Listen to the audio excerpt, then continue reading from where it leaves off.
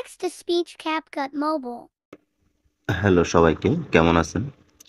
CapCut দিয়ে কিভাবে আপনি টেক্সট লিখলে সেটা ভয়েস আকারে প্রকাশ পাবে, অর্থাৎ কিভাবে টেক্সট লিখলে সেটাকে কথা বলানো যায়, ঠিক আছে?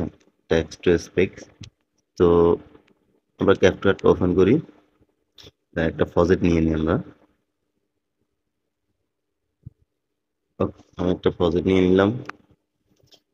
তো এটাতে আমরা একটা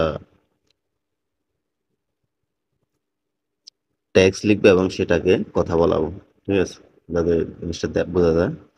তো আপনি প্রজেক্টটা নেওয়ার পরে আপনি রীতিমতো আমরা ট্যাক্সেই আসবো, যেখান থেকে আমরা ট্যাক্স লিখি। আমরা ট্যাক্সটা লিখে ফেলবো, ঠিক আছে? এটাকে আমি ওকে করে দিলাম, আপাতত ছোট করে দিই। এটাকে এখন কথা বলাতে হলে আমাদেরকে এই যে এখানে আছে টেক্সট টু স্পেস, ঠিক আছে? আমরা ট্যাক্সে আসলেই পাবো এটা। ট্যাক্সে আসলে যে টেক্সট আমরা যুক্ত করছি ওই টেক্সটটাতে ক্লিক করলেই একটু এদিকে আসলে পাবেন টেক্সট টু স্পেস। তো এটাতে একটা ক্লিক করে দিবেন। দেওয়ার পরে আপনি এখানে ভয়েস সিলেক্ট করতে পারবেন। এখানে হলো গার্লস, ফিমেল যারা মহিলাদের, এখানে হলো এনিমেল, স্প্যানিশ, ইংলিশ হচ্ছে, যাই হোক আমাদের।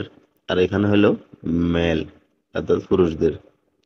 ওকে, যদিও ক্যাপকাটে এখনো বাংলা সাপোর্ট করে না মোবাইল ভার্সনে, আমি জানি না। সো এখন আমাদের এটা কথা বলাতে চাইলে আমরা এখানে